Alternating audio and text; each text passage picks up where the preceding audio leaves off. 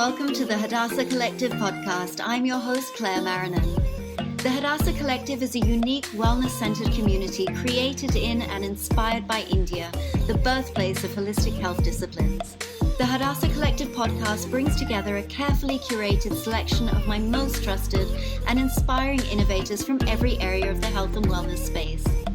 I invite my guests to freely share their gifts, their wisdom, their journeys, and their diverse points of view, discussing a vast range of topics including shutdown and self-isolation strategies, integrated diet and fitness, yogic science, modern mental health, and holistic lifestyle, all to inspire you with relatable tools to help you consciously customize, support, and expand your life.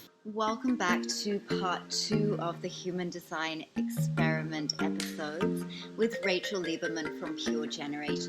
In this episode, we dive a little deeper into the less talked about aspects of human design. So if you haven't listened to our first episode, please go back and check that episode out so that you get the basics of what human design is all about and the key things in your chart that you need to look at.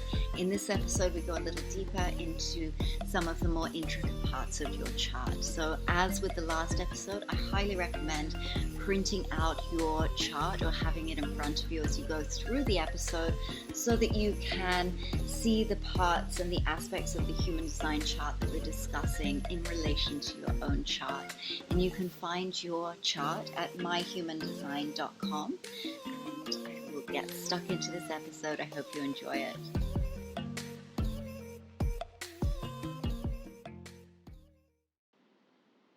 Hi Rachel, welcome back to the Hadassah Collective for our part 2 of Human Design. So great to have you back. Yeah, I'm excited. Yeah, I'm excited to get into some of the more nitty-gritty aspects of human design and some of the more detailed aspects of human design that I don't often hear discussed, but are really important. And I think they're not discussed maybe because they're sort of hard to generalize, and they're more intricate in terms of someone's specific chart. So I have advised the listeners to have their own chart downloaded, and so as we talk about some of these things, they can see them and see where they're at in their own chart. So, yeah, that's a good idea. Amazing. So let's get stuck right in, and let's first talk about profiles. I think this is something I find really fascinating. I'm personally a 4-1 profile. What are you? I'm a 1-3. Okay, interesting. So let's talk about all of the different profiles and what they mean and how they kind of express in the world. Yeah, profile is definitely one of my favorite aspects of human design. I think it's kind of one of the least appreciated, but the most useful. Mm-hmm. I think it is one of the things that can be somewhat generalized. There are things that affect our profile, but generally, if I know someone's profile, I can kind of know certain things about them. So the profile is kind of like a role we play in the world. You get 2 numbers. So one comes from your conscious side of your chart. So it's something and that's the first number, that connects more with your personality. Like it's something you'll recognize in yourself, in your personality. And then the second number comes from your design side or your body side, unconscious. Those are all kind of the same thing in a human design chart. And that one will it'll show up in your life. It'll affect the way you move through the world, but it might not be something you completely identify with on a personality level. Mm-hmm. And together, the two kind of have this interplay. And there are 12 different combinations of these that you can have. And some of them they kind of harmonize in that they kind of go together. Some of them are almost opposite energies. You kind of feel like you have this tug of war inside of you. Mm-hmm. And yeah, I just sort of think of it as pieces of these kind of collective experiences that we all have in a way, because these profile lines, they're energies that show up in a bunch of different parts of the human design system. A lot of it is based on like these 6 lines. But when they're part of our profile, it's almost like we're living those out in front of everyone in a much more obvious way. I was literally just kind of like realizing this today and talking about it with a human design friend. So that's like a brand new way I would describe this. But that's how it feels, is like we all have these kind of 6 profiles inside of us, or 6 lines of the profiles. But when they're part of our profile, it's just very obvious to the world how that manifests. Yeah, yeah. And so can you describe the 6 different profiles? Yeah. So the 6 lines, you'll have a combination of 2 of these. And so the 1 is kind of the foundation energy. You can think of this as, it has to do with the I Ching, which I really don't know a ton about the I Ching, but you can kind of think of it as like the base. And the 1 is this investigator energy. It wants to get to the bottom of things. It's kind of insecure, and therefore it wants to figure things out and learn things and come prepared to a situation. Yeah. So you and I both have that in our profile. Yeah. It was interesting because in the last episode where you said like, oh, when I want to know about something, I want to find out all about it. I was like, oh yeah, she's a 1. She has a 1 in her profile. Definitely. And the 2 is, and these all, they kind of build on each other, so they're all very connected and related. The 2 is, they call it the hermit. This is an energy where it kind of recedes back, and it's very much in its own space, its own talent, its own world. It has a little bit of a hard time seeing itself, but there's kind of always this like crack of, the blind is drawn a little bit, and people can always see into them. And so people are very drawn to these people they see what they're good at, and they want to be part of that, and they want to invite them out to do different things. But these people, they should only really leave their sacred space where they're kind of chilling in their own energy if it's something that really feels like a calling for them. So then we have the 3. The 3 is where we move to experimentation and life experience. So like the 1 is kind of theory and knowledge. The 2 is kind of this like this engagement in something but without a lot of like awareness around it. And then the 3 is just like out there. It just kind of puts it out there. So people who have the 3, they kind of feel that there's no such thing as a regret, that everything has added up to something in their life. They kind of can't like hold on to something for too long. They can't sit back and study it for too long. There's just something that kind of pulls them out into the world to try it maybe before they're 100% ready, or what does that even mean? And they also have this air of relatability because they've kind of seen it all and done it all. Then we move on to the 4, which they call the opportunist. But this is kind of where these very internal processes get shared out to the collective. So the 4 energy is very connected to the people around it, the people that it's close to. Its relationships are very important. It shares out basically the stuff that it's found through sort of the 1 through 3 energy in a way. So with these people, their relationships need to be really even. There needs to be like an even give and take. They really want to know that the people that are around them are in their corner and really support them. But also they have a bit of an agenda. Like there's something they want to share.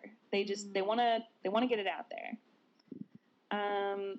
The 5 energy, they call it the heretic. These are kind of the classic human design terms. A lot of people don't like these. I think they're fine because I don't really like give too much weight to them. Yeah. But the heretic, this is the energy where it has a bit of mystery around it, and it's kind of like a savior energy. It has these practical solutions, and people will naturally kind of project things onto this energy. And so people who have this in their profile will often find that people kind of just come at them with these ideas, and they don't really know how these people got these ideas about them. They tend to be positive, but they can also be negative. And so for these people, it's like they can kind of use that to their advantage, because none of these things are ever fully good or fully bad. They just kind of are a mix of both. And so they have this ability, because no one can really see them, they can sort of talk to everybody. So it's like they're able to get this message out, not just to the people that they have these reciprocal relationships with, like the 4, but they can stand in front of a group of people and somehow their message will kind of land on everyone. Whereas the rest of us, maybe we'll reach the people who are kind of vibing with us, but maybe not like everybody.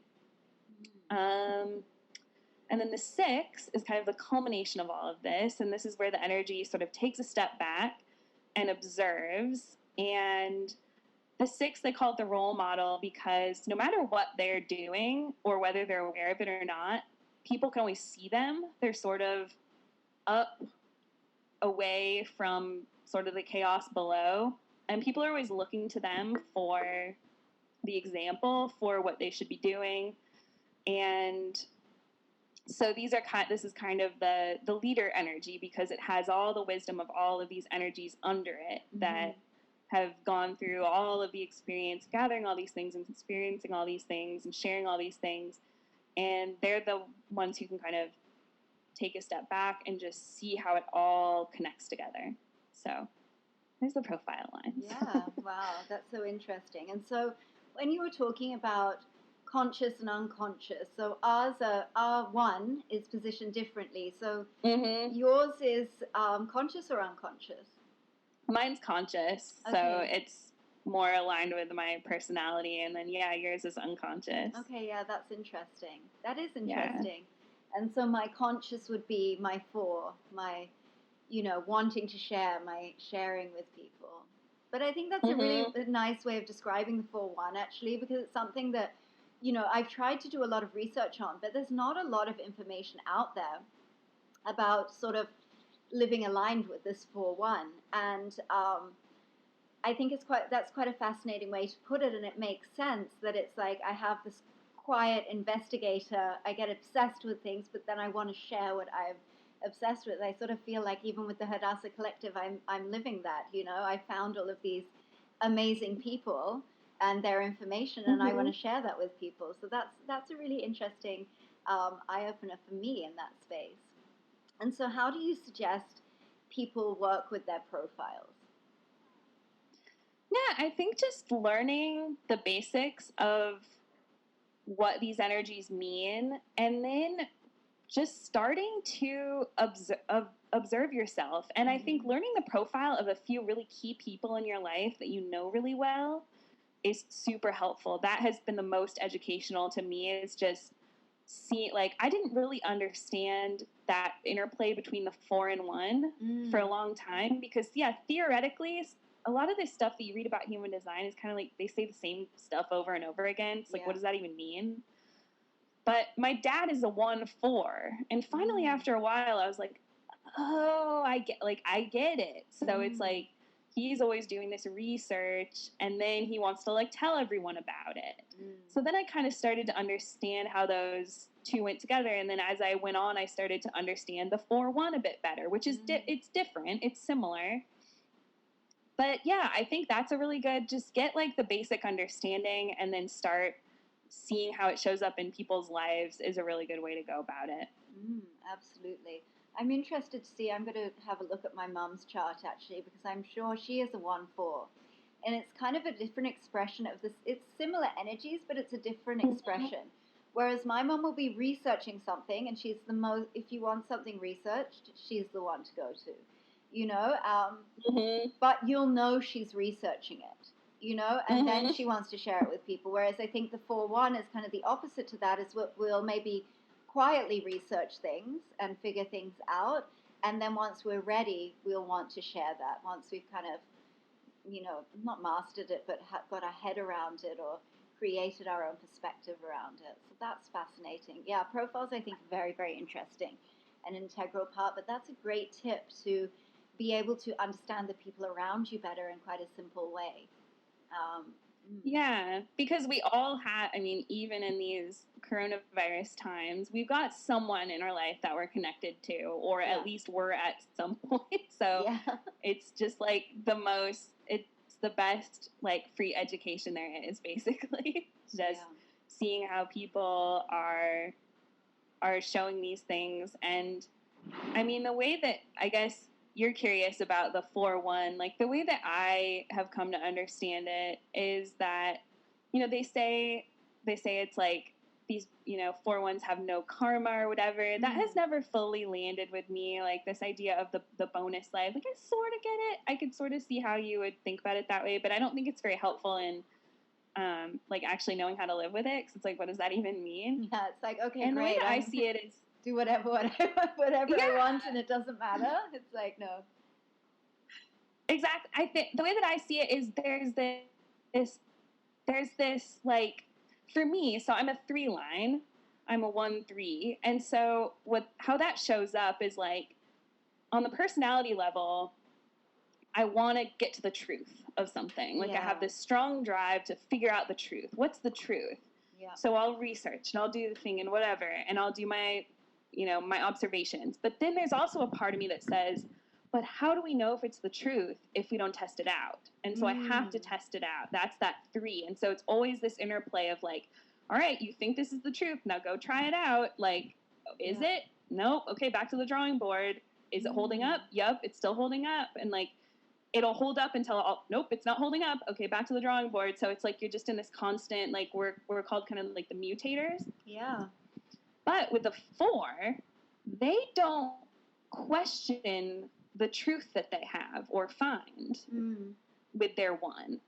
So like it's kind of a more, it's almost like it's stubborn, but I don't mean stubborn in like a bad context. It just doesn't really, it's got its truth and it's not trying to question that. It knows its truth. And so what I see the 4-1 as is like, you've come with a truth and there's a truth that you've discovered and that's just very real for you. And you just want to share that with other people. Yeah. And the people either those people will be on board or they won't. Yeah. And if they're not, you're not really interested in like changing them. Like, you're just like, well, I guess you're not for me.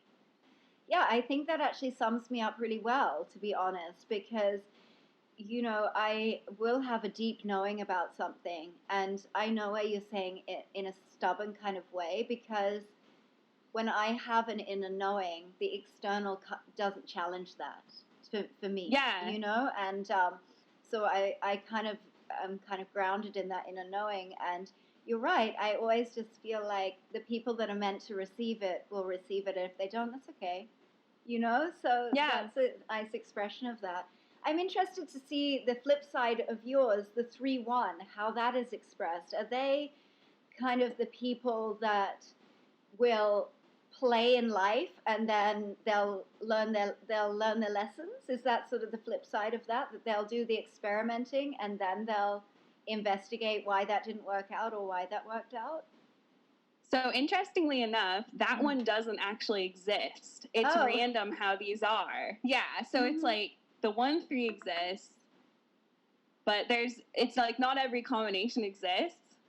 So interesting. Like the 4-1 and the 1-4 do, but what's weird about the 1-3 is that it's the only one, like the 1 through the 3 are kind of focused on the self. It's not really about any interaction with the other. The 4, 5, 6 are about like leading the other or solving something for the other or connecting to the other. The 1, 2, and the 3 are not about that. It's about the self.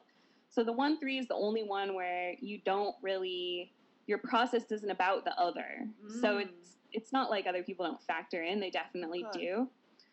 But it's like, it's kind of similar to the 4-1 in that my relationships, they persist as long as there's some kind of growth happening for me and for the other person. Like, we're growing together. And I'll hit, like, people with 3 lines will hit a place where, like, if that relationship just, there's nowhere else to grow, then sometimes that'll just come apart and it's kind of time to part ways. and they call it breaking the bond.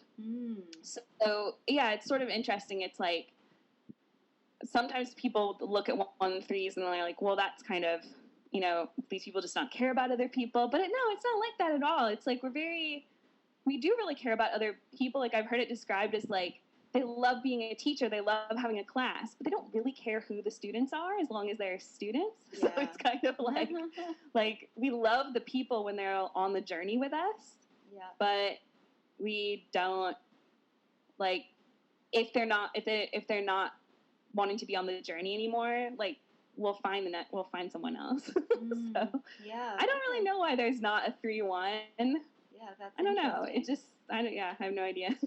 That is interesting. And so let's talk about the personal karma versus, is it collective karma? Because that's how the 4-1 I think got the label of bonus life, because it's neither. And sort of I always took that interpretation as a lightness. And so it's like, and I'm here also to work on my own personal growth, my own personal transformation, and also collective transformation. So it's both, but I'm neither obliged to one or the other. I've always taken it as a kind of lightness around that. Yeah, and you guys get that special incarnation cross that's like a juxtaposition, because there's something about the way that 1 and 4 interplay that they are very harmonious, because if you think about it, like that thing of like finding information, sharing information, like that's there's no conflict there. Yeah. Like it harmonizes. And so there's something about the geometry of that.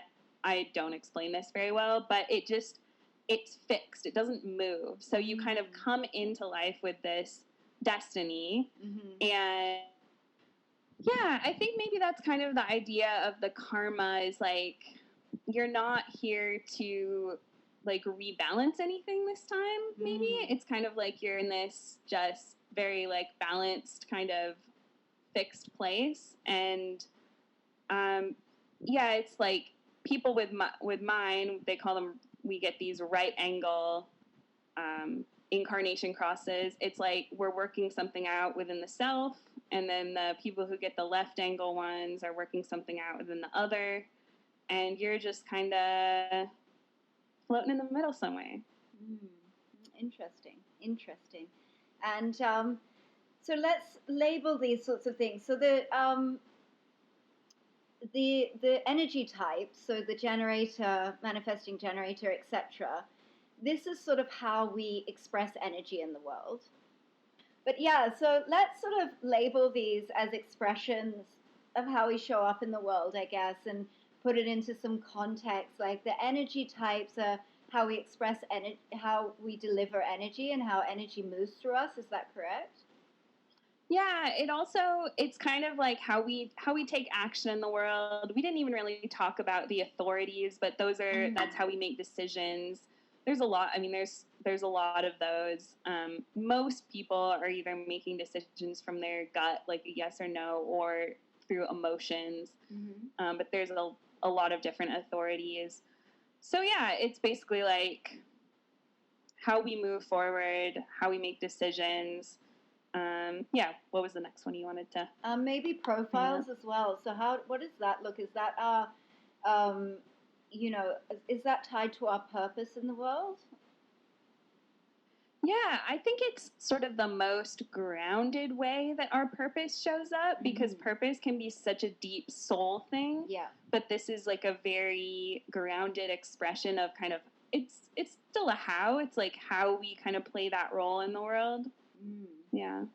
Wow, okay. So let's now move on to the incarnation cross. I find this quite fascinating, and it's very hard for me to find information about my incarnation cross, actually. But tell us a little bit about what on earth an incarnation cross is, and then we can discuss the different types of them. Yeah, so this is something that I think there's a little bit of misinformation out there about too. So because human design is all about like the physical energy, it's not really like a destiny or a life purpose or anything like that. It's more like by shifting into this energy, you express your purpose. Like, you don't actually, if you were to just follow human design and decondition, you would not have to actually think or find or deduce your life purpose. It would just emerge naturally because as you deconditioned, it would emerge. So this is just kind of like another energy that makes that easier if you embody it. And I definitely, like, I do not know. There's like 152 crosses or something like that. So I don't even know that much about the majority of them. What is yours again? Mine is a juxtaposition of habits. Yeah, see that, I don't know. I don't even think I know a 4-1. So I have, like, just absolutely no, like, lived experience with anyone with that cross. But, like, what have you found about it when you've tried to read about it? I thought it was interesting, actually, how it related to some of my other, another part of my chart as well. So the juxtaposition cross of habits brings the energy of patterns and habits that you are here to have a strong influence on those patterns. In your case, it will be with respect to your own patterns, which are like ritual to you. So, for example, you may have patterns about how many times you brush each tooth, which bus you catch to work, how long you take for lunch.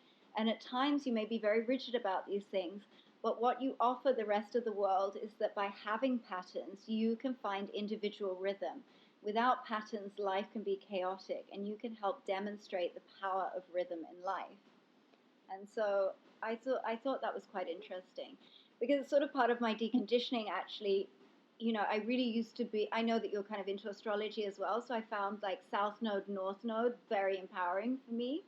Me too. Yeah, right? It was quite a game changer, actually. My South Node is Capricorn and my North Node is Cancer. And so I resonated with that because previously, especially in my 20s, I was really structured. You know, it was very much like structured energy. And so I thought that was interesting to sort of move into that Cancer space of more feeling and more of that feminine energy coming through. So when I saw that with the juxtaposition of the cross, I think that plays in as well, that it's like, okay, previously I've been very rigid in these habits, but those habits still serve, right? They still serve a purpose, but I just don't need to be as rigid with them as I used to be. So I think that they are really interesting. What is your incarnation cross? Mine is Vessel of Love.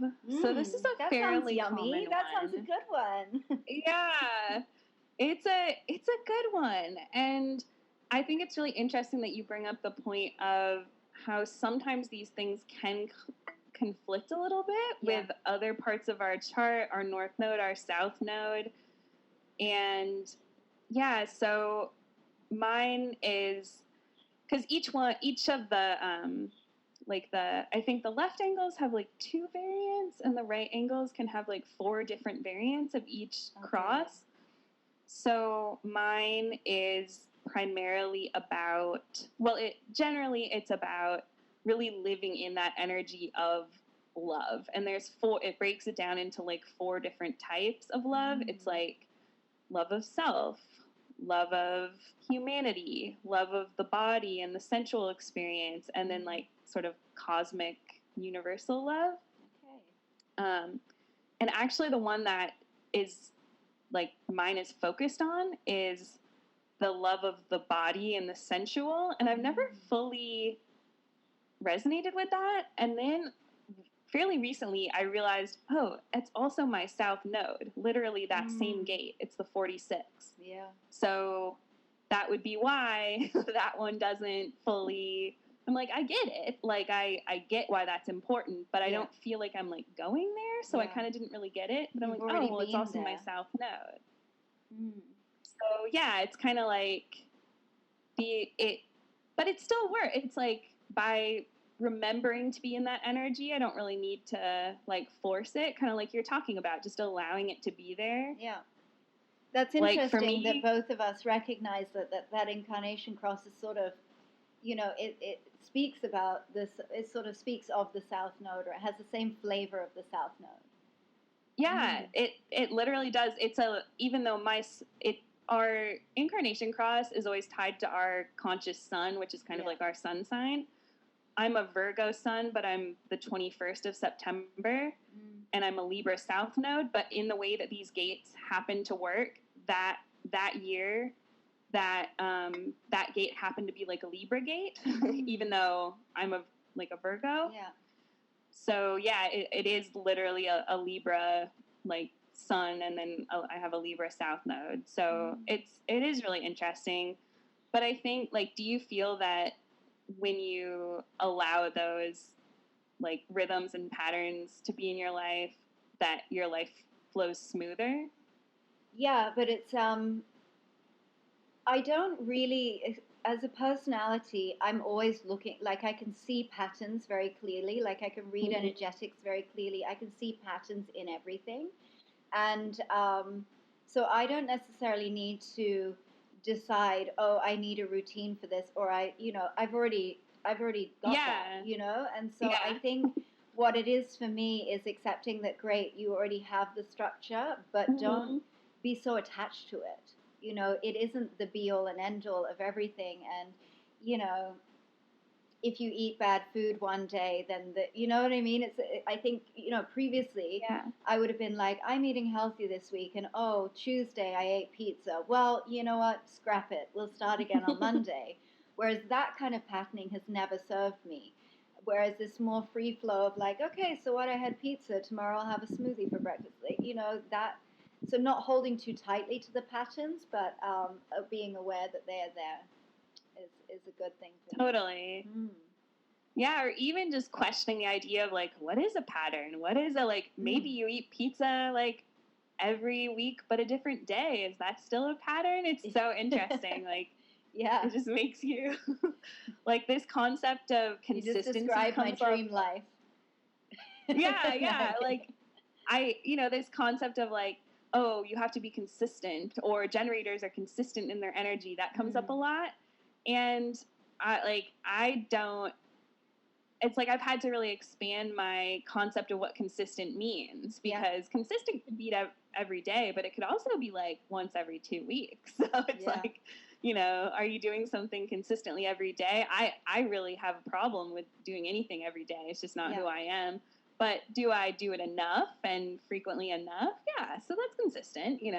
It's interesting. Yeah, that was something that I found interesting about the generator energy as well, is that when it was like consistently, I sort of almost felt like I should be lit up consistently. And it was almost like, oh, wow, I'm doing this so wrong because I'm not, but I think there is also, talking about patterns and cycles, I think when we line to the, the cosmic cycles, the moon cycles, the seasons, our bodily menstrual cycles, when we honor all of those cycles, that if I'm honoring that space, I'm lit up. So it may be, like a space of a winter space where I'm kind of, hibernating or whatever. But if I honor that, there's an energy, there's a lit upness about that. So it's not like maintaining this consistent productive energy. It's actually that internal lighting up. And so that's how I've sort of transformed my perception of that generator energy. That is so accurate. And that's exactly the same conclusion I've come to, is what I think gets left out in the generator narrative. And part of this may just be because there aren't a lot of generators in the human design space. And so how can someone know the intricacies of this if they haven't lived it? It would be impossible. I couldn't speak to projector experience. Yeah. And really the generator, like what makes us generators is that we're consistently connected to life force, and that is running through us all the time. And for us to think that life force is like a clockwork machine would be very wrong. It's not. Life force energy, sexual energy, creative energy, it has a life of its own. And it's like, I feel like I live kind of with the seasons and with all these different things, and it is consistent, but it's not consistent every day. So it's like some days I'm energetic and I work a long day and I'm just excited in that way. And then the next day, I'm just like much more chilling, kind of like flowing and doing something very different and resting a lot. But that's still a healthy generator expression because there's no frustration there. It's like just flowing. Yeah, absolutely. And when you look at, so even the moon cycles or something like that, well, the full moon is very consistent, but it's not full every day. Exactly. There are different expressions of that consistency. So, I think the narrative around the generator worker bee, has done a bit of a disservice, because I remember when I first discovered human design and it was like, oh, generator worker bee, I was like, oh my God, that doesn't resonate with me at all, because I'm not that person. I think it's a wrong description, actually, because if I'm lit up by something, I can go without sleep. I can go, I can just, work it out, and I can have that real drive of energy. But if I'm bogged down in something, if something is not exciting to me or dreamy and poetic, basically, and I'm blah about it, then I don't have that energy. So it's observing that. So it's like we're not actually made to be worker bees. We're made to be put on the flower that we're getting our honey from, and that's when we can do the work. Versus, you put on a cactus and then it's not happening for you, right? So I think that is a sort of analogy that has led people astray in terms of generator energy. I totally agree. And really, yes, generators and manifesting generators are the ones who probably have the most tolerance for the 40-hour work week. But that does not mean that it really works for us, because I really don't think it does. I did that for so many years. I had the stamina for it. I could do it, but I still was pretty exhausted by that. And I don't think it was it definitely wasn't the highest expression of my energy. I just kind of could. Yeah. So it's a lot of people find that when they come to human design who are generators or manifesting generators, and it's like a bad taste in their mouth initially, because it doesn't speak to the magic of being a generator or MG, and just how connected we are to creativity and how much surrender it requires to allow that to be, because it's like projectors and manifestors and reflectors, people who don't have defined sacrals, that's an area where they have a bit more flexibility. So really, depending on kind of who they're around, they can really take that energy in and ride it. And so they're a bit more flexible in how they spend their time. I've noticed in particular that, I see a lot of projectors, they'll be like, well, here's my schedule and this is what I'm going to do today. And, it's a schedule that works for it's things they want to do. It's things they're interested in. It's the amount of work they want to do that day. But they're able to kind of plan ahead how they're going to use their energy, whereas I don't feel that I can do that at all. Mine feels very it has a mind of its own, and I kind of just need to surrender to where it wants to go, because I'll get an idea in my mind of well, I'd really like to do this today. But then I wake up that day and I'm like, I don't feel like doing that at all. So I have to do something else. So it requires just a lot of surrender to allow that energy to go where it wants to go and not just question it. And I think that is definitely missed when we talk about human design, because where you have that consistency, it can be great because you have it, but you also have to surrender to it. Yeah. And it's the definition of consistency. I think our world has conditioned us to believe that consistency is a 40-hour work week, and you go 9 to 5 and you do the do's, right? And people would say, oh, that person is very consistent. Whereas for me, in that kind of environment, my energy is not consistent. I may be lit up one day, but I'll still be present in that experience, but my energy level is not consistent. And so I think it's looking at the consistency of your energy rather than looking at the consistency of your actions. And, I think this year has really given me the freedom, 2020 has really given me the freedom and the space to actually kind of honor that a bit more than I usually could. because we in the world, we do work on timetables, and we do need to, have time limits and stuff like that. Whereas this year I've had a little bit more freedom to be like, okay, you know what, I need a nap right now, and I'll do that project, later on or something like that, because I am a constant planner as well. And so I can see this expressed even in myself, is that I'll do a timetable. I'll be like, okay, I'll do this on this day, this on this day, this on this day, and the project will be finished. And what happens is, when I was making the plan, I was super lit up. Then I'll maybe do one day and I'm super lit up. The next day, I'm not so lit up. And then because I haven't stuck to the plan, I'm like, feel like I'm behind and I'm not, doing what I'm meant to do. Whereas if I just let go a bit and let my energy lead me, then I actually get a lot more accomplished, So Totally. yeah, and so I think that that's a good expression of that.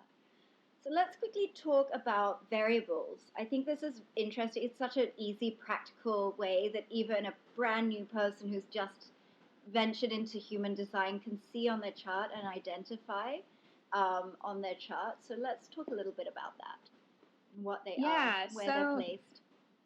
Yeah, these can go really deep, even to levels that I haven't had a chance to totally explore yet. But there's a couple really quick takeaways from these that I think are super helpful. The ones that I like to look at is the top left variable arrow. So that one, so they're kind of like, the ones on the right are talking about your mind, because it's your conscious, and then the ones on the left are talking about your brain, because it's your body. So that one is speaking to kind of like right brain, left brain. Like, are you more of do you take in information in more of like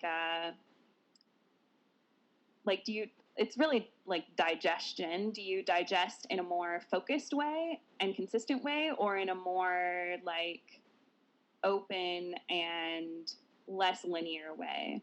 And so, like, I had an example of this that I shared on Instagram this week, where mine points to the right. It's actually the only one that I have that goes right.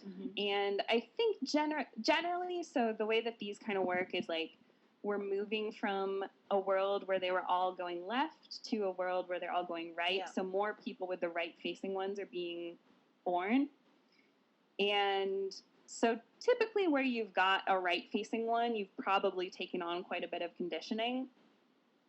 So people who have this facing right, we tend to not need to eat really consistently, because our brains literally, like, they don't burn the fuel consistently. So, like, I was talking to a friend today. She's like, I've learned that I just need to eat. If I'm using my brain and I am, like, crunching away and I'm working, I need to, like, eat a real meal every 3 hours. Like, if I let myself get hungry, like, my brain just cannot operate, because it's kind of just, like, directly burning all of that.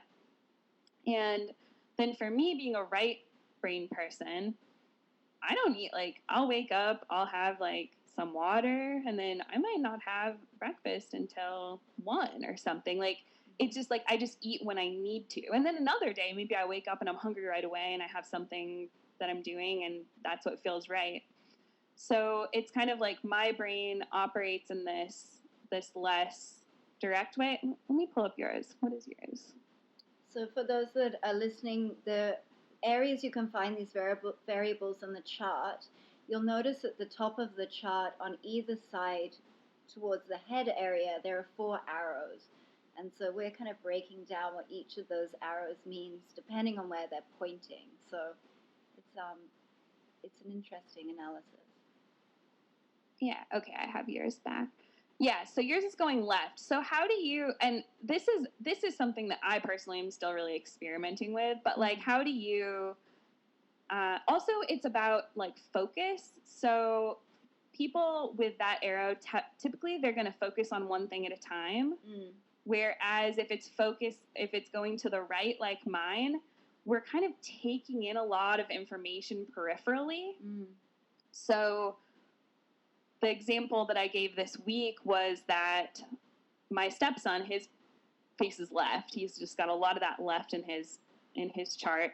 Mm-hmm. And when he's talking to you, he wants your full attention, because how could you be paying attention if you're not giving your full attention? Yeah. And he was recounting like a video game, and it wasn't that, I mean, I wanted to listen, but I have a hard time listening, especially in a group, if someone is just like talking at me and I can't look at something else. Yeah. It's different one-on-one. If it's one-on-one and I'm having a conversation, I'm not going to be like looking somewhere else. But I've just noticed that if I'm in like a Zoom call, I need to like doodle or look away or scroll Pinterest. Other people said they do this too. I always just thought I was a bad listener. So I was scrolling on my phone as he's talking about this, and he was like, "Put that away, you're really distracting me. Like, how can you possibly be listening?" And so knowing that his point's left, I mean, he wouldn't let me scroll on my phone, so I just gave it up. But I was like, ooh, so hard to listen. Like, it was just like very hard. Like, my brain wanted to go somewhere else. So it's kind of that interesting, like, digestion of food, digestion of information. So for you, with yours facing left, like, does that resonate with you? Do you feel that you're more of like a focuser? Yeah, it definitely does. I'm, definitely focused on the one thing that has my attention at that time, and I think multitasking is just not good for me. I will do it because I've always felt, or I guess I've conditioned to think that I need to be able to do a million things at once, and it's not that I can't do that, but I get the best outcomes, and it flows more freely if I just go, I'm doing this right, this is my focus right now, and that flows more freely. Like, I'm someone that has like 10 books on the go, and it's like I'll be reading like 10 different books, and I'll pick up whatever feels like, but I'll be very focused on that. I won't pick up another book until I read that one chapter. So I've got that focus, so there is that kind of tendency, which I think is conditioning, to try and multitask, whereas I definitely know in myself that it's like a focused thing. I don't know how it expresses in food, because again, when I was younger, I used to be really ridiculously strict and obsessed with my diet and food and exercise, and I definitely had to let that go just to be a healthy human. So I tend to just eat when I'm hungry, but so I don't know how that fits in with that. But I think it does, because it's like you're getting this message, like, I burned through all my fuel. Yeah. It's time to... Whereas for me, I don't really equate that so much with, like, my mind. Like, I don't really reach those points of, like, okay, I need more fuel to... It's different. But it's not as, like, direct. It definitely resonates with me when you said that example of, if I'm working on something, I need to keep refueling. That definitely resonates with me. Like, consistently keep refueling. I can definitely see that in myself. And that was really interesting. And I can't focus. Like, if I'm really hungry, then that's like, I gotta eat. Like, I can't focus on other things. So that's interesting. Yeah, for me, sometimes it's almost like having to eat is a distraction to what I'm doing. Like, oh crap, like, my body, I guess I should eat something. I mean, I still eat plenty and whatever. I also think that food in particular is a place where a lot of us take on so much conditioning. Like, just every conversation about food there's just not a lot of room in it for thinking about how we might be designed differently. So that's one that I'm just at the very beginning of kind of unraveling, just because you get, it's like, you go to work and you have your lunch break, and then you get home and you have dinner, and like, that kind of conditioning just like sticks with you for so long. And and when you're a kid, sit at the dinner table until you finished everything, and that kind of thing. You don't get dessert until you finish everything that's on your plate, and those kind of conditionings. I guess I had, in terms of food, I had it from both ways. When I was younger, like, my nanny was very much like that, very formal, very about manners, and you had to finish your whole plate, until, you definitely didn't get dessert if you didn't finish everything. And I'm going to look at my brother's chart, actually, because he was always getting into trouble, because he was like all over the place, and he wanted to play this and he wanted to play that, and then grab a piece of food. I can guarantee you his is right pointing, right? Probably.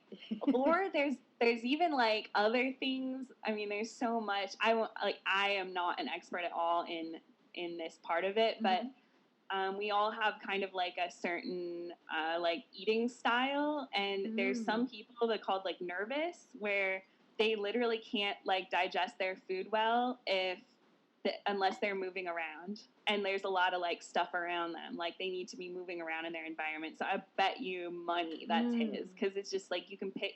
It's so funny how these things are. Like my stepson, his is high sound, which means that he needs to be like, there needs to be like a lot of information around him. So he literally wants to eat dinner while listening to a podcast or watching YouTube every night. So he just eats dinner in his room. We just let him do that. And it's just like, I couldn't make this up. Like I couldn't. Yeah. So I know. And it's very interesting how aspects of human design, when I sort of read about different aspects of myself, I can absolutely see my younger self. I'm just like, wow, she expressed that so beautifully. Like I really align to that. And that's kind of the energy that I go back to. I'm like, okay, I saw myself expressing that. Who told me that I shouldn't express that? Because, when it comes to food, then I also had that definite, unhealthy relationship with food. At high school, we were obsessed with being thin and, starving ourselves basically. And so there was a lot of conditioning around that. And I think that a lot of us go through that. And it's really sort of deconstructing how I sort of let go of all of that as I just let it go. And, eat whatever I want. And people are sometimes horrified, like, how are you still thin? Or if you didn't eat that, then you would be thinner or whatever. But I'm just like, I'm not interested. I want to eat what my body desires or my body is craving at that time. And a lot of times it's really healthy. But, and then let my body do what it's meant to do, be the shape that it's meant to be. Like, let it be. So that's interesting. And so what is the arrow below it? What does that mean?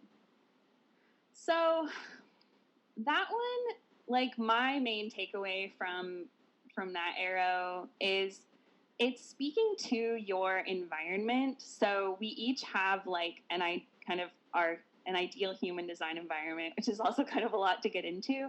But what this arrow is saying is whether you are an observer in your environment or you're kind of there to be observed. So if it points to the right, it means that you don't really want people to watch you do stuff. Like it doesn't feel supernatural to have that. And you're going to be more of the person who is looking around in that environment and looking at other people. If you have it going left, then you kind of feed off of being seen or being watched. Like these are the kids that are always like, Mom, watch me. Yeah. And so it's like it's not that you don't see things around you, but you're just a bit more like in your own experience. And then that left or right side of that kind of correlates to the type of environment you have. So there's like these 6 environments, because there's always 6 of everything in human design, but then there's like 2 variants of each one. There's kind of like a left or right version. So for instance, if we go look at yours, so this actually doesn't say, so you're the right facing valleys. So valleys, it's really interesting that your environment is valleys because podcasting is kind of like the ideal valleys experience. So it's like an intimate place where people make a connection, particularly in an acoustic way. Oh, wow. So like a connection through sound. Cool. I'm trying to remember, it's valleys near, I think so. I'm pretty sure that the valleys with the right facing arrow is called wide valleys.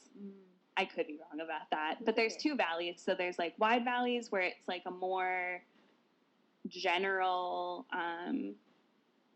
like open environment. So this would be like a group of people all going to hear a talk. together. It's like you're sharing in that experience with a collective, and so you're kind of there to experience it with other people and exchange that energy. Whereas you can also have valleys narrow, which is where it's going to be more of like a one-on-one conversation.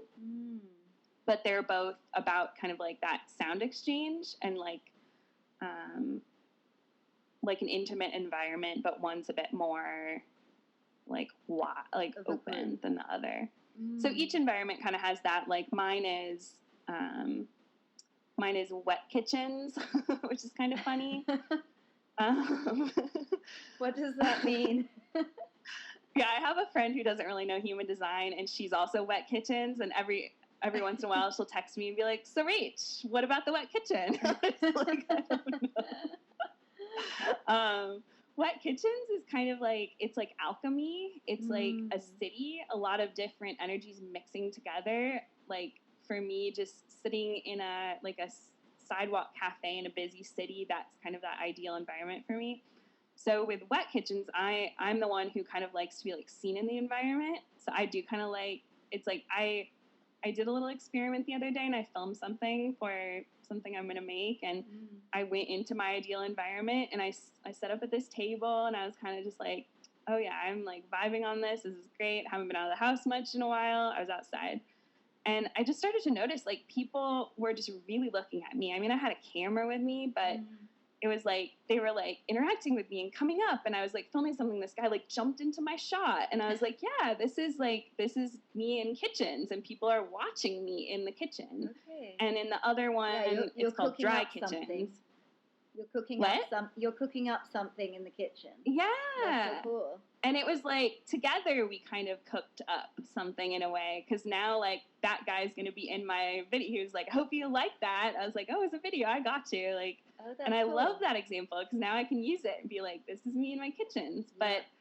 But the dry kitchens, it's like, if your arrow points left, you're energized in your environment. Like, you get in that and you're like, ooh, this is pumping me up. If it points right, you're relaxed in that environment. So I always tell people, like, you're in your right environment.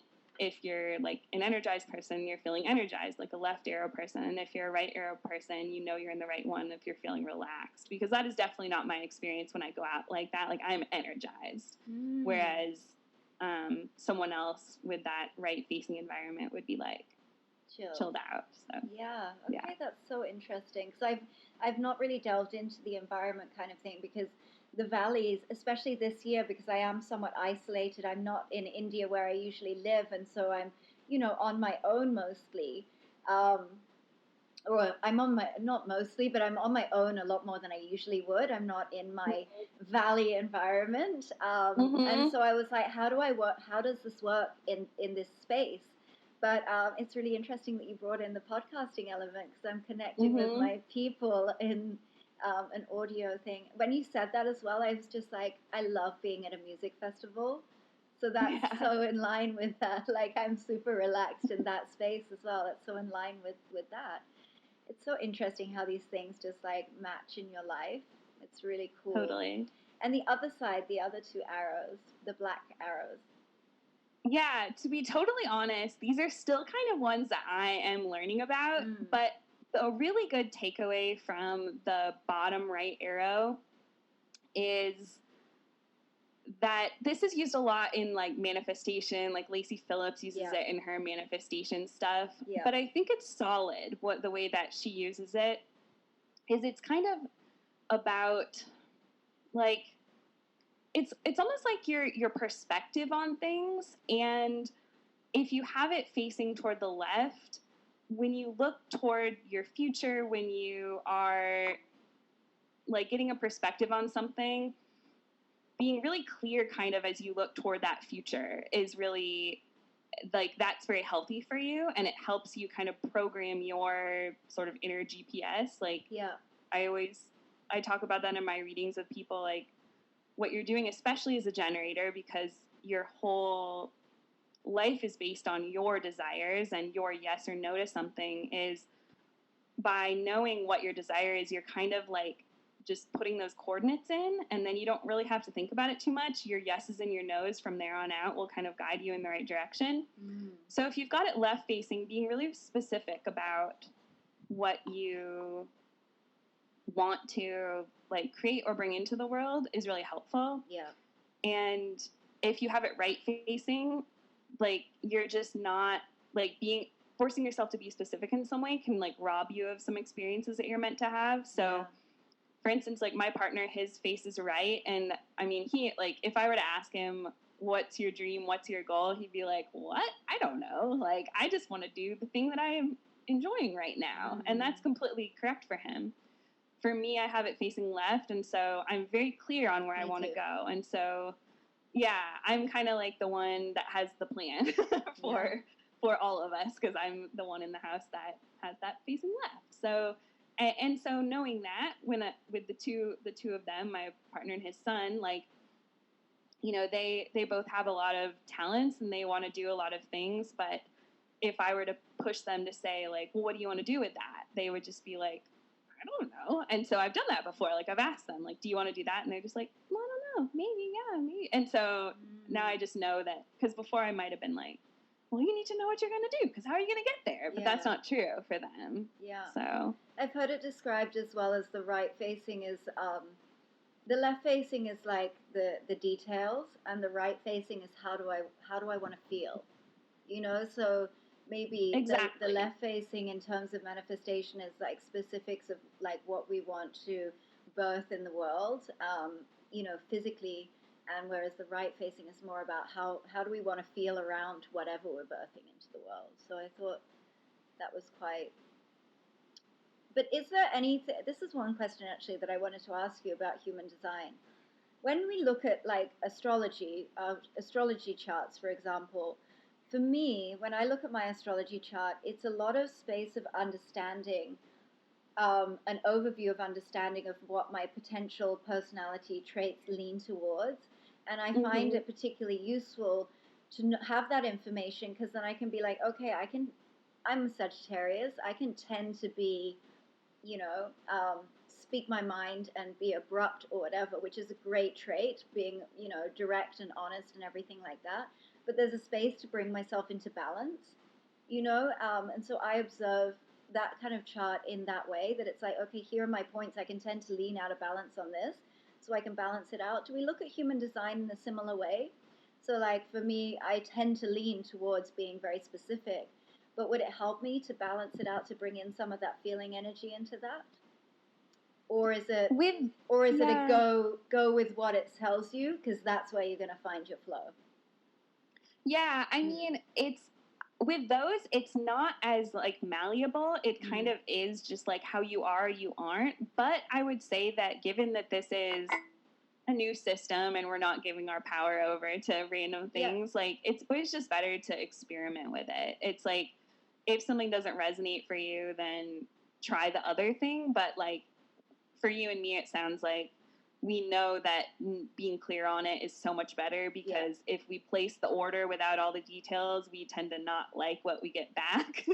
So like that's definitely been my experience, is like I've tried it and it didn't work the other way. But then kind of like what you're saying about sort of the high and low expressions and possibilities of like astrology, I think we really do have that, particularly in the centers, because that's where we're taking in that energy, that there is our undefined centers in particular, there can be some variability there, and there definitely are high expressions and low expressions of those centers. So that's where I kind of see that come in, is like let's see, so you and I both have an undefined solar plexus, and so with that, it can either be, you know, a really good opportunity for us to become very wise about emotion, to be able to read the room and walk in and be like, hey, this is what's going on. Let's deal with this. Or we can just like become really non-confrontational, shove everything down. Like, so it's like you're always given kind of like a high and low expression. Or like you have the completely open identity center, which is, I think, such an interesting one.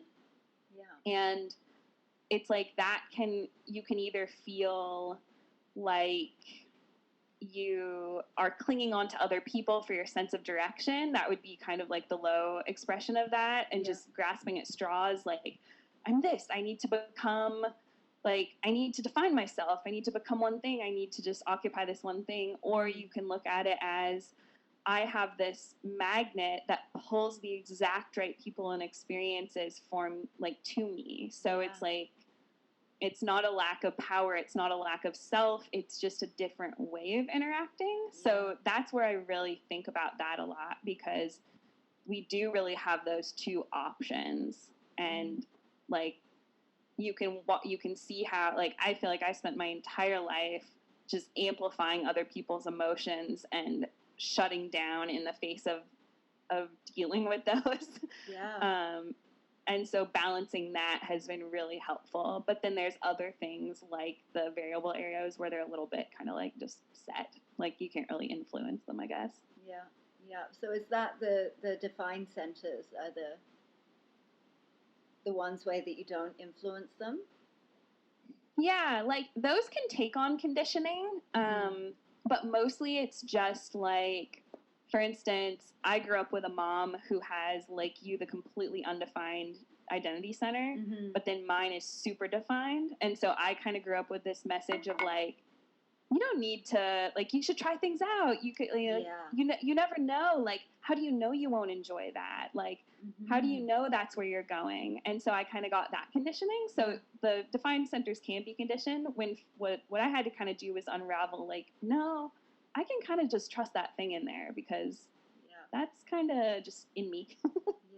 So yeah, it's less common, but it can happen. Well, I mean, I think in terms of, my sacral center, is obviously defined as a generator, and that's the space that I need to make decisions from, whereas I feel that I've had a lot of conditioning around processing decisions with my logical mind. I think that we've really glorified the logical mind in our world, and we need to recognize that that's maybe the logical mind is an amazing, amazing machine and tool that has been created for us, but we need to recognize what its job is, and it's not a place to discern truth and to make decisions from. It's a place of like analyzing and filing and sorting, so I've definitely been conditioned in that way. And I think that even the kind of that ties in with your physical gut health as well. That gut brain connection is so important as well. So yeah, I think that you're right. They can definitely be conditioned. But maybe, in the positive tense that we were talking about in the last episodes of the open centers, is the place that you're open to the world. Maybe that the defined centers are where it's like, no, I got this. I don't need direction. This space doesn't need to be open to the world's, not criticism, but like evaluation, right? So yeah, it's like, let me be. I don't need your opinion on this thing because this just needs to go here. Yeah. So like my gut instinct, for example, that's non-negotiable then. You know what I mean? It's like I don't need the influence from outside sources to determine that. So yeah, fascinating. Exactly. Whereas your completely open identity center, that's basically putting out a beacon to say, send me the next thing that I need on my path. And that's really magical too. So yeah, it's just very different versions of surrender, I guess. Yeah, absolutely. Now, we were going to talk about the channels and things like that, but I think that is a really deep kind of technical conversation. So maybe we'll have you back on at some point, hopefully, and we can get into those kind of things. But I think we've talked a lot about some of the different things, and people can have a look at their own chart and see where these different things are and they match up. And you can also reach out to Rachel for a reading to understand your chart in a deeper way. And so what can people expect when they come and have a reading from you? What will they discover, and what are the kind of key things that you go over? Yeah, I think particularly if people have a my human design reading, which I call a manifestation consultation, really, like, I don't present myself as like a full-on expert in all the aspects of human design. I mean, maybe I'll go there eventually, but I'm really interested in getting curious about real life and then kind of doing the research from there, I guess. So I try to present this information in a really grounded way and in a way where someone leaves feeling like, oh, I understand how to incorporate these different things into my daily life to make this thing come about. And of course, you know, some of these things that you tell people, like, listen to your gut, these are things that take a lot of practice, and it's a whole journey you have to go on yourself. But yeah, that's just what really excites me, is like looking at someone's chart and seeing, especially if someone has a question. Like, I had a really amazing reading yesterday where this person had told me a lot about the challenges they were having. And these readings I do are recorded because I just personally feel, I think just as a 1-3, my energy just kind of likes to be by itself. And I feel like that's also, as a vessel of love who's kind of here to have a universal love, it almost allows me to like connect better with the person if their like human personality isn't like interfering.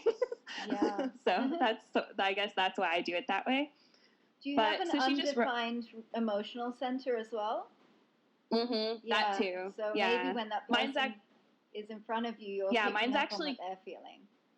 Mine's completely open, so it's very sensitive to like other people's energy. She just basically kind of said, I know exactly what I want to do, but it feels really impossible, but I kind of know I'll get there, but I get discouraged. And so like, why is that? And it was really cool because, like, looking at her chart, I was like, man, like, she has so many different things and channels that kind of point to this, like, stubbornness and tenacity.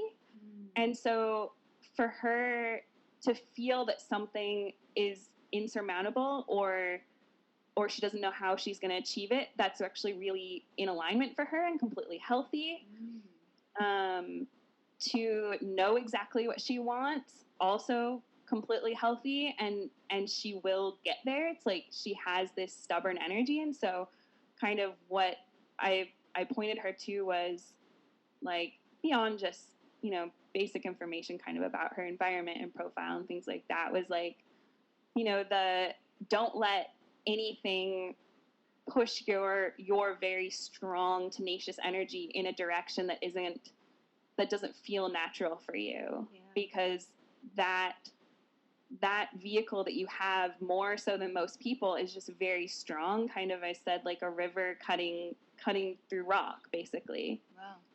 And so if you're like overthinking it and trying to like push that in all these different directions, that'll slow you down. But if it feels kind of impossible, that's sort of right, because of course it feels impossible for water to cut through rock. Like, that seems crazy, but like it does. So yeah, it's just, I never know what's going to happen in one. And so it's like, you know, she left knowing like, okay, every day, get myself in this environment for a while.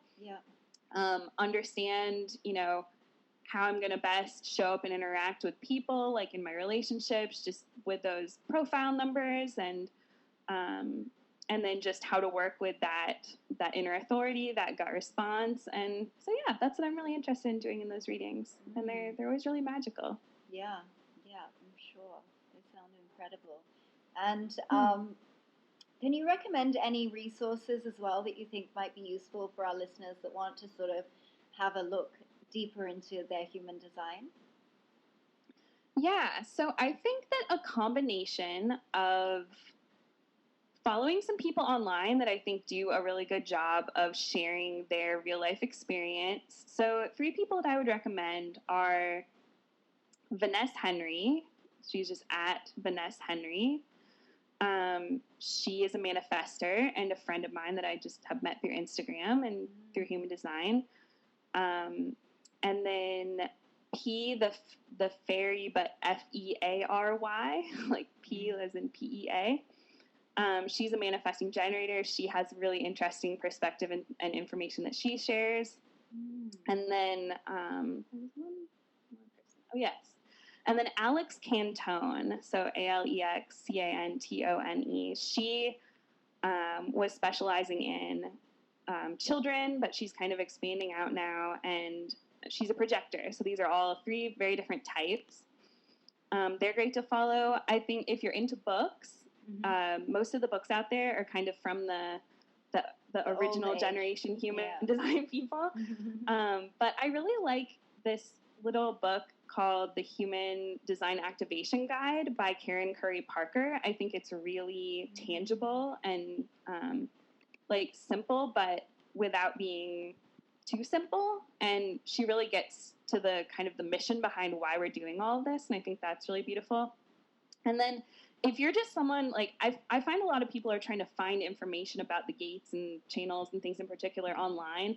I think online is just not the place to do that. If you're feeling really, like you're wanting to go to that level, like you're a one line and you want to know all the info, like the 2 of us, just go for it and buy the Ra Uru, who is the definitive guide to human design. It's like the big textbook. It's like $50, but there's like so much in there, and it's definitely worth it. And he covers all the gates, all the 6 expressions of each gate, because there are 6 of every one. And I just think if you really want to go down that deep into the rabbit hole, it's good to just invest in that official resource, because like everything, you can't trust everything you read on the internet. So I think a combination of like real life people and books is great. Amazing. And so before I let you go, can you give us a short exercise or practice that would really help us integrate human design into our daily life and we can implement it straight away? Yeah, I think it's kind of what I mentioned before of just like at one point in each day, connect with how you're feeling about what you're doing.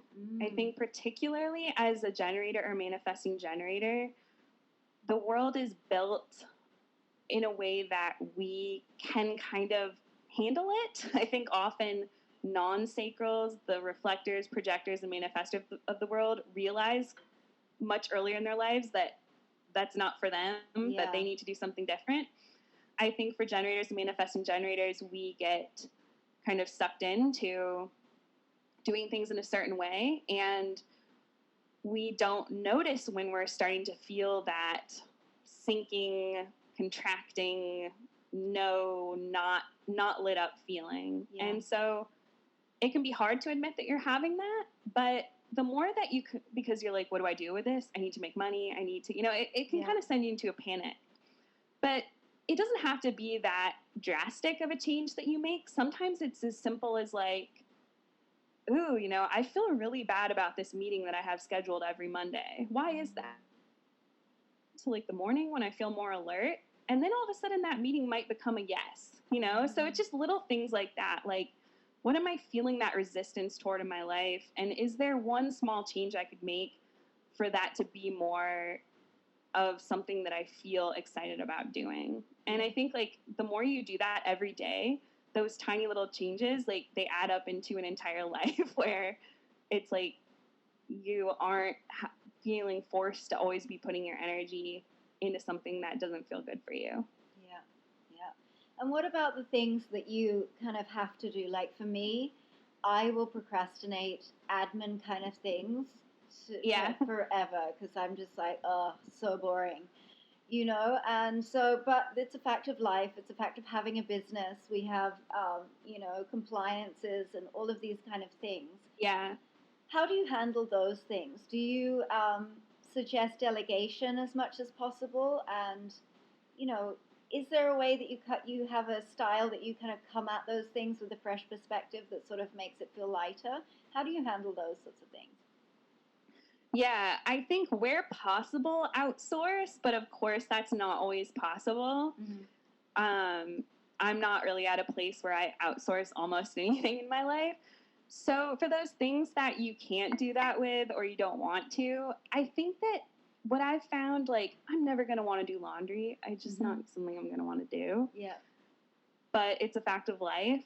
But I find that generally, if I'm in alignment enough in the rest of my life, I have enough space for that, that I'll kind of be like, well, okay, I'm just going to kind of make this into a game. And I'm going to say, like, if I feel just so overwhelmed by folding that entire thing, I'm going to set the timer for like 5 minutes, and I'm going to like, see how much I get done. You know, it's just like playing those little games with yourself. But I really think that, like, the more that I got that stuff out of my life that was just a real no, the more I could kind of ride the waves of the things that I was really into. Like, I can kind of get going on that energy and then sort of coast on it into that stuff that was, like, not as good. But if it's something that really is a no, try to outsource it. That's so interesting, because that's exactly how I combat procrastination, because it's like I have it in my head that, like, oh, you know what, today I don't feel like it, but tomorrow I'll probably feel like it, and then a week's gone by and it's like, you really have to do this now, and so that's how I try and combat the things that I do have to do. They're practical part of life, but I just commit to doing them for 15 minutes. And usually I'll just go for half an hour. That, you know what I mean? Once you're in it and you're doing it, then you kind of, you're in it. So that's an interesting thing that that's how you trick yourself into doing the things that you don't love about your day. So that's a good takeaway too.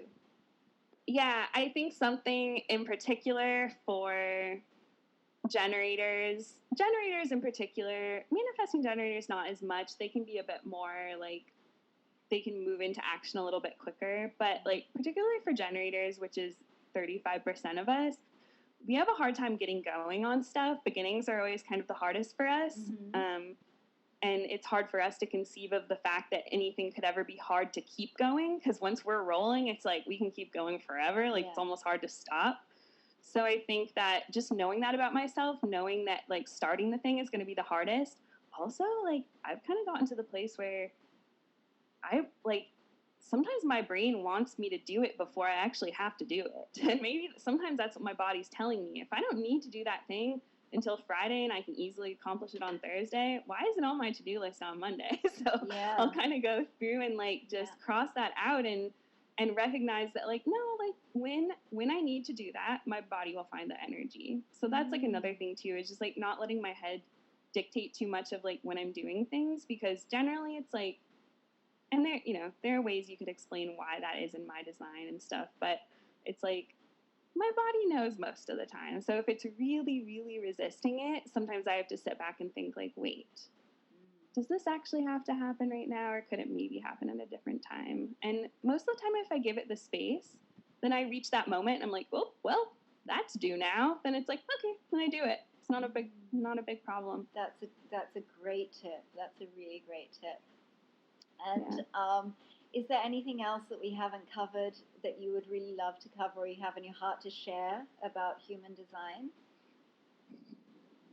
I don't think so. I would just say, like, let it be a fun experiment. Don't get too bogged down in the info. There's so much info out there. And if you just spent a year living through your strategy and authority, the most basic things that sound the least sexy, kind of, your entire life would transform. So when in doubt, always go back to the basics. Yeah, totally helpful. Rachel, I could talk to you for another 2 hours. Honestly, I could pick your brain for so long. But thank you so much for being so generous with your time, and thank you for joining me. Yeah, thanks so much for having me. This was really wonderful. Yeah, it was beautiful. Thank you. Thank you. I hope you enjoyed this episode and you got some things to take away from our amazing guests' insight. If you did enjoy this episode, please subscribe and also leave us a review. And for more information on the Hadassah Collective, you can visit our Instagram page at Hadassah Collective. I hope you'll join me again for our next episode at the same time next week. And until then, have a wonderful week.